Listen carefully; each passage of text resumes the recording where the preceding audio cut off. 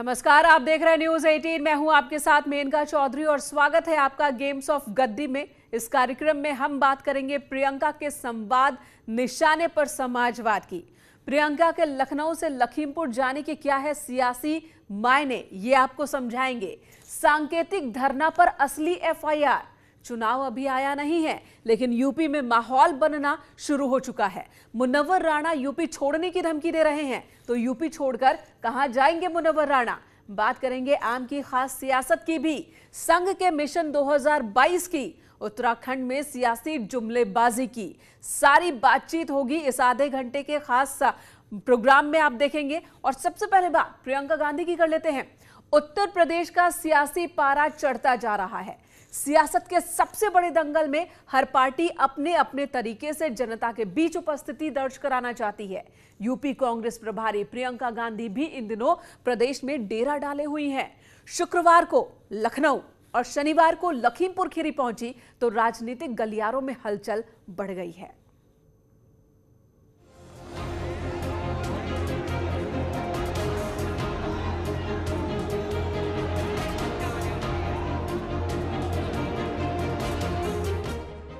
ये प्रियंका गांधी का काफिला है, लखनऊ से लखीमपुर खीरी की ओर जा रहा है। इस लखीमपुर यात्रा के बाद दोबारा कांग्रेस कार्यालय पहुंचेंगी और वहां पर पार्टी पदाधिकारियों के साथ बैठक कर दोबारा जो उत्तर प्रदेश का 2022 का विधानसभा चुनाव है उसको लेकर रणनीति बनाते नजर आएंगी। प्रियंका गांधी लखीमपुर खीरी से पसगमा गांव गई थी। यहाँ उन्होंने समाजवादी पार्टी की ब्लॉक प्रमुख प्रत्याशी रही रितु और उनकी प्रस्तावक अनीता यादव से मुलाकात की। रितु और अनीता समाजवादी पार्टी कार्यकर्ता हैं, बावजूद इसके प्रियंका गांधी इनसे मिलने पहुंची। अनीता और रितु से मिलने के बाद प्रियंका ने सरकार पर तीखे हमले किए। उन्होंने पूरी व्यवस्था पर सवालिया निशान खड़ा किया। जो अनीता जी के साथ था उनका पूरा परिवार था और उनके साथ इतना इस तरह से अत्याचार हुआ है, किसी ने रोका नहीं। जिस सीओ ने उनको बचाने की कोशिश की उनको सस्पेंड कर दिया आपने, बाकी अधिकारी जो खड़े थे उनको कुछ नहीं किया। प्रशासन मौन है और ये भी नहीं किया कि जैसे छोटी भी चीज होती है चुनाव में इस तरह की, तो चुनाव रद्द कर दिया जाता है, दोबारा से चुनाव होता है। तो चुनाव दोबारा से क्यों नहीं हुआ है? यहाँ क्यों नहीं हुआ है? क्या इनको अधिकार नहीं है चुनाव लड़ने का? ब्लॉक प्रमुख चुनाव के दौरान अनीता यादव से बदसलूकी हुई थी, उनकी साड़ी खींची गई थी। उस वक्त मीडिया और सोशल मीडिया में खूब हंगामा हुआ। एसपी अध्यक्ष अखिलेश यादव ने भी अनीता यादव से मुलाकात की थी और अब प्रियंका गांधी ने भी अनीता और रितु से मुलाकात की।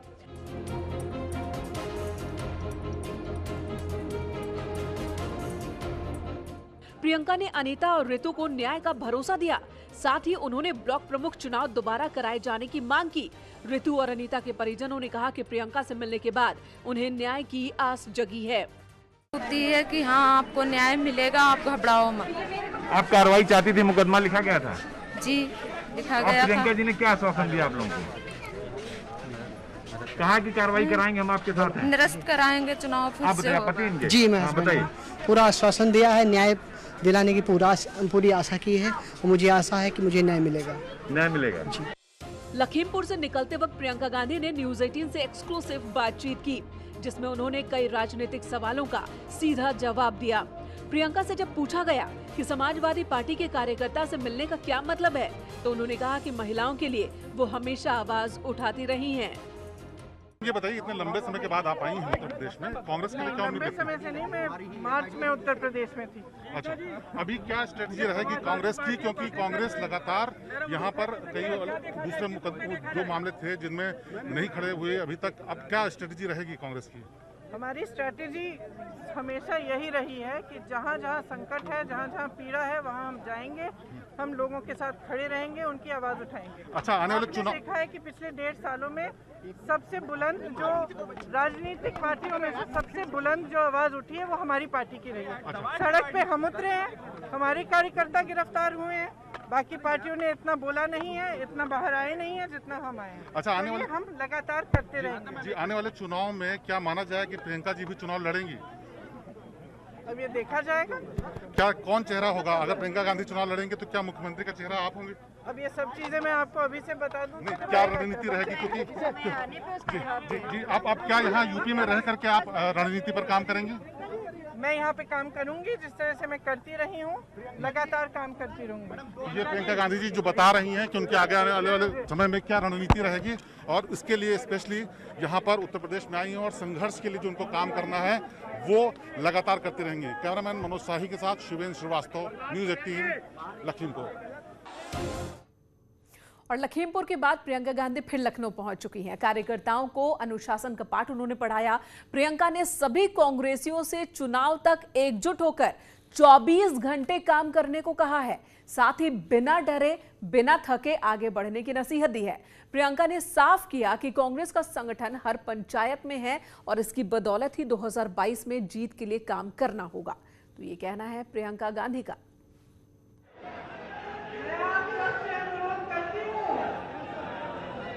आज से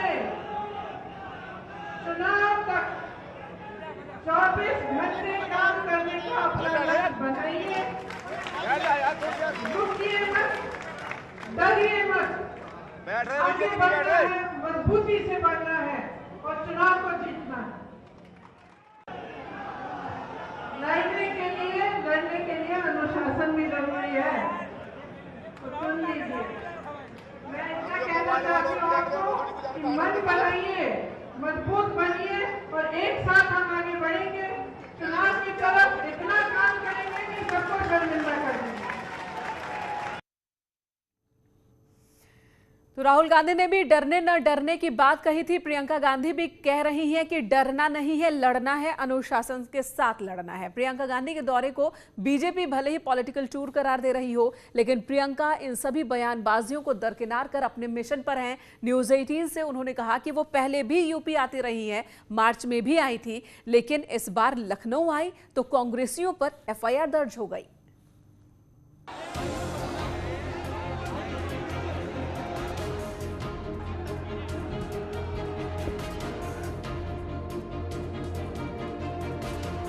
प्रियंका गांधी मिशन 2022 को पूरा करने के लिए यूपी में है। शुक्रवार को वो जब लखनऊ आई तो कांग्रेसियों का जोश हाई था।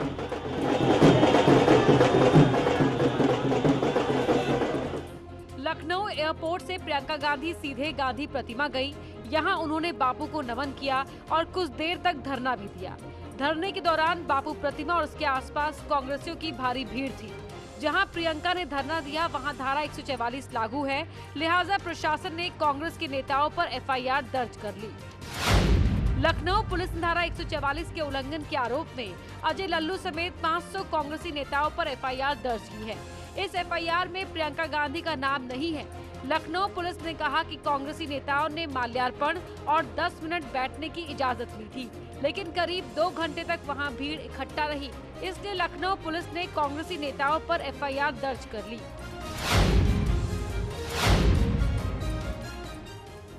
शुक्रवार को जब प्रियंका गांधी हजरतगंज के पार्क में आई थी तो उनके साथ यूपी कांग्रेस के अध्यक्ष अजय लल्लू, आराधना मिश्रा समेत सैकड़ों कांग्रेसी थे। फिलहाल FIR में प्रियंका गांधी का तो नाम नहीं है, लेकिन कांग्रेस के 500 नेता इसकी चपेट में जरूर है। तो जाहिर सी बात है, चुनावी साल है और ऐसे में गहमा गहमी और बढ़ने वाली ही है हर दिन के साथ। इधर मुनव्वर राणा ने यूपी छोड़ने की धमकी दे दी है। प्रदेश की राजनीति उनको रास नहीं आ रही। मुनव्वर राणा का कहना है कि अगर योगी दोबारा मुख्यमंत्री बनते हैं तो फिर वो यूपी से पैकअप कर लेंगे।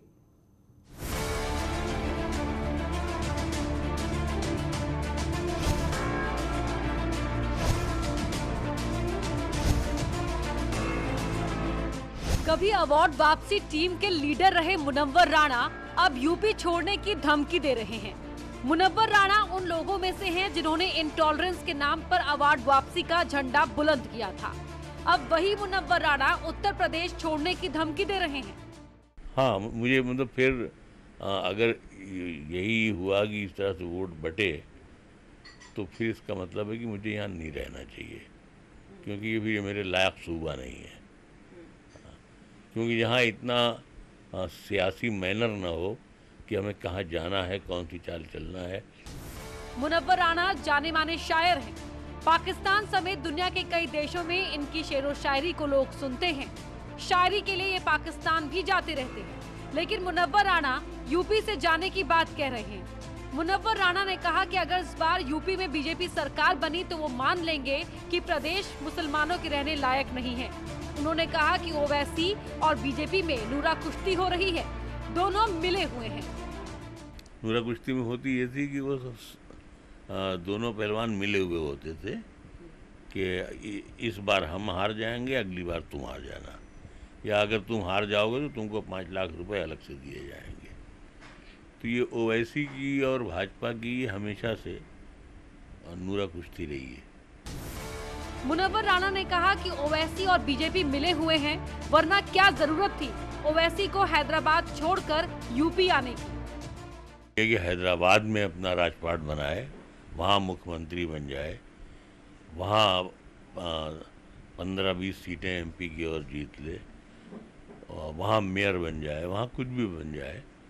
वहाँ की चूँकि उसकी गुंजाइश नहीं है, क्योंकि वो कुछ मखसूस मुसलमान इलाकों का सियासी रंगबाज है, इससे ज़्यादा की उसकी हैसियत नहीं है। पिछले दिनों यूपी एटीएस ने लखनऊ में संदिग्ध आतंकियों को गिरफ्तार किया था। उस बात से भी राणा खफा है। उन्होंने कहा कि मुसलमानों को टारगेट किया जा रहा है, प्रेशर कुकर दिखाकर लड़कों को आतंकवादी बताया जा रहा है। उन्होंने कहा, कुछ दिनों पहले मैंने प्रेशर कुकर खरीदा था, लेकिन डर के मारे वापस कर दिया। मुनव्वर राणा के बयान पर समाजवादी पार्टी और कांग्रेस ने सीधे तो कुछ भी नहीं कहा, लेकिन इतना जरूर कह दिया कि चुनाव असल मुद्दों पर होगा। उत्तर प्रदेश की जनता भारतीय जनता पार्टी के झूठ और जुमले से परेशान हो चुकी है। अब वो 2022 में भारतीय जनता पार्टी की विदाई करेगी और समाजवादी पार्टी की सरकार होगी, क्योंकि समाजवादी पार्टी विकास की राजनीति करती है, समाज को आगे ले जाने की बात करती है, समाज के हर वर्ग का सम्मान करती है। इसलिए समाज के हर वर्ग के लोग इसी प्रदेश में खुशहाल रहेंगे। 2022 में 22 आएंगे। उत्तर प्रदेश में मुख्य मुद्दों पर चुनाव होगा, बेरोजगारी पर चुनाव होगा, महिलाओं के प्रति अपराध होने पर चुनाव होगा, महिलाओं के प्रति अपराध कैसे रुके इस पर चुनाव होगा, जिस तरीके से संविधान का चीरहरण किया जा रहा है इसकी मुखालफत में चुनाव होगा। चुनाव असली मुद्दों पर होंगे, बनाए हुए मुद्दों पर नहीं होंगे। मुनव्वर राणा पहले भी सुर्खियों में रहे हैं। जनसंख्या नीति को लेकर भी उनके बयान की वजह से चर्चा में थे, लेकिन अब मुनव्वर ने यूपी छोड़ने की बात कहकर बड़ी सियासी बहस छेड़ दी है।